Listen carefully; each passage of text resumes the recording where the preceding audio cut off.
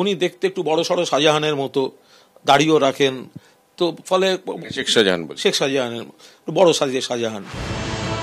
লোকসভা ভোটের মুখে তৃণমূলের দুটি পদ থেকে আচমকায় একসঙ্গে ইস্তফা দিয়ে তৃণমূলেরই সাংসদ সুদীপ বন্দ্যোপাধ্যায়কে তীব্র আক্রমণ করলেন কুণাল ঘোষ। বিজেপিটা তো সুদীপ ব্যানার্জি চালান। সুদীপবাবুর অসুবিধা হচ্ছে যাকে দেখতে পারতেন না সে কাউন্সিলর হয়ে গেছে, তাকে সে বিজেপিতে জয়েন করে গেছে বলে সুদীপবাবুর একটু অসুবিধা হচ্ছে।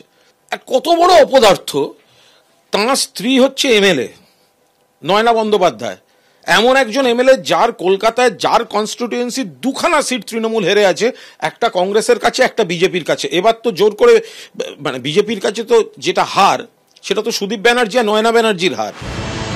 তৃণমূলের লোকসভার দলনেতা সুদীপ বন্দ্যোপাধ্যায়ের বিরুদ্ধে সরাসরি বিজেপির সঙ্গে যোগাযোগ রাখার মতো চাঞ্চল্যকর অভিযোগ তুললেন কুণাল ঘোষ।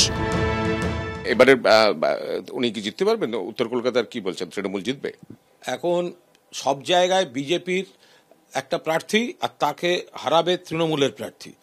পদ্মফুল বনাম জোড়াফুল, এই একটা জেলা যেখানে বিজেপির দুটো প্রার্থী, একটা পদ্মফুল সিম্বলে দাঁড়াবে আর একটা জোড়াফুল সিম্বলে দাঁড়াবে। উত্তর কলকাতা, হ্যাঁ, সুদীপ ব্যানার্জি তো বিজেপির লোক। সুদীপ বাবুর যিনি ব্যক্তিগত সচিব, এমপি ল্যাড দেখে সব, তপন ঘোষ, তার ছেলে তমগ্ন ঘোষকে সুদীপ বাবু দিল্লিতে ওকালতি করে বিজেপির জেলা সভাপতি করেছেন, যাতে সুদীপ বাবু জিততে সুবিধা হয়।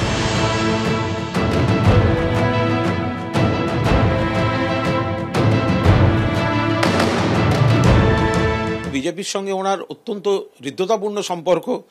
নরেন্দ্র মোদী ইত্যাদি একবার তো মমতাদিকে না জানিয়ে প্রায় মন্ত্রী হতে গেছিলেন, মমতাদি সেবার মন্ত্রিসভা বয়কট করে দিয়েছিল, তো মমতাদিকে না জানিয়ে প্যারালালি বিজেপির মন্ত্রী হতে গেছিলেন উনি। বিজেপি ঘেঁষা, বিজেপি করেন মিনস আমি বলতে চাইছি যে বিজেপির প্রতি ওনার দুর্বলতা, এবং ওনার ঘরের লোককে উনি বিজেপি সভাপতি করিয়েছেন যাতে ওনার মসৃণতা অব্যাহত থাকে, রিমোটে বিজেপিটা চালানো যায়। উত্তর কলকাতার মানুষ সুদীপ বন্দ্যোপাধ্যায় যদি প্রার্থী হন, তাহলে বিজেপিকে হারাতে গেলে বিজেপিকেও হারাতে হবে। বিজেপিকে হারাতে যদি কেউ ভাবেন সুদীপ বন্দ্যোপাধ্যায় বিজেপির বিরোধী, তাহলে সেটা ভুল।